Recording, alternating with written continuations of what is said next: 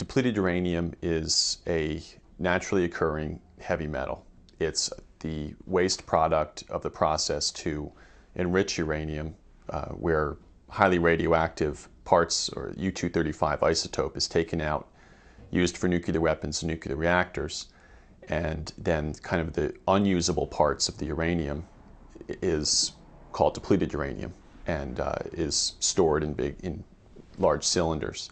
And normally it's kept away from humans and from food and water supplies. In the late 50s, early 1960s, the US government was looking for ways to use depleted uranium, trying to investigate, because they had these growing stockpiles that they didn't know what to do with. They looked for commercial uses, and one of the areas they identified was munitions. So it was in the 1970s that they switched from using tungsten to using depleted uranium. Not because depleted uranium works better, but mainly because they had large quantities of depleted uranium sitting around that they didn't have to pay for up front. And so the decision was made to change over. I think war is war, and the government will use whatever weapons they feel will win a war faster and easier and less expensively. War is hell, but it's also expensive.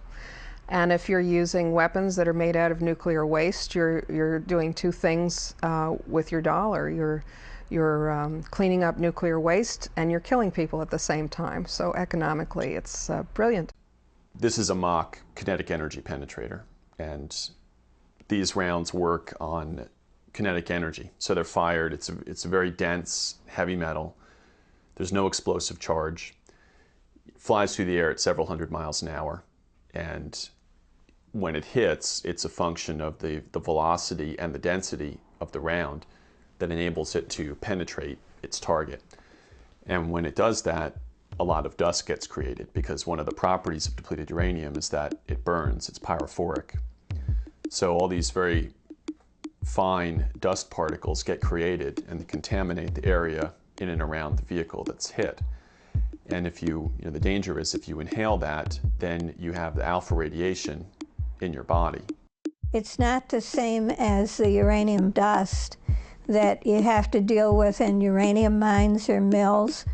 What happens when on impact to a hardened target is that there's like a flash fire and very, very high temperatures. They run 4,000 to 5,000 degrees centigrade, which is beyond the melting point of uranium.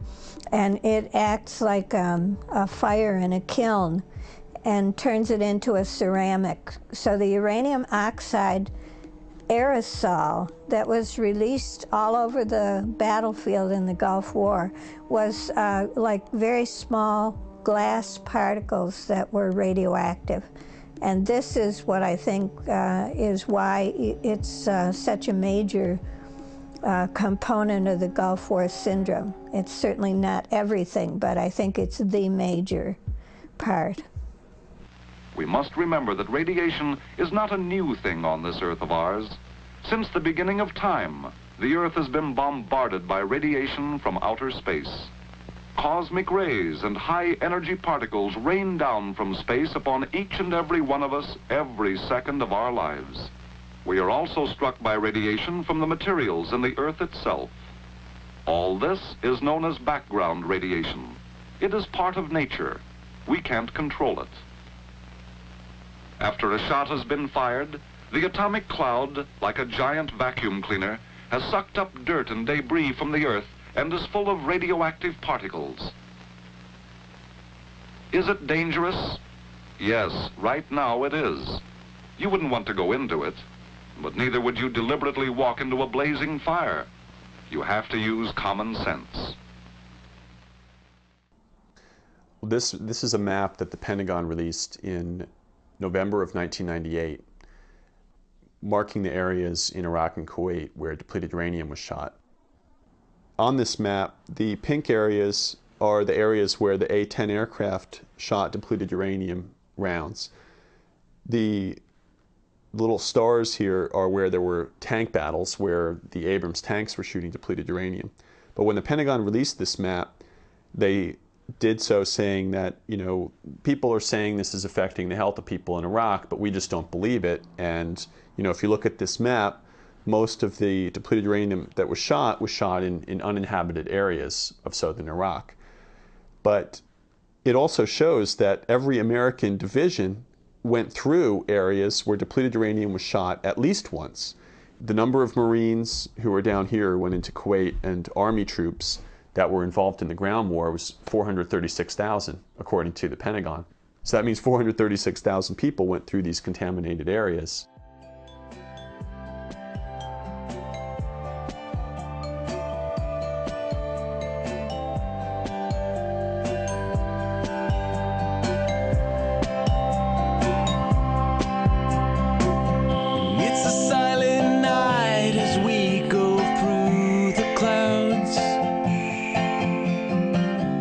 We'll be wearing sneakers when we touch the ground. But oh, it won't be the end when you take the hand of a friend, 'cause there is no devil on the second level. So take a bet on a solid tip. It's all aboard this rocket ship. You, that is where you come is far behind the shooting star. And what is your duty here with the Camp Desert Rock outfit? I'm an MP at present, but in this operation I'm a unit monitor. Right after the blast, you're going around with the Geiger counters and ion counters and checking men for see how much radiation they receive? That's right. I'd like to ask you a question. We see pinned on your lapels here this white badge. Can you tell me what that is?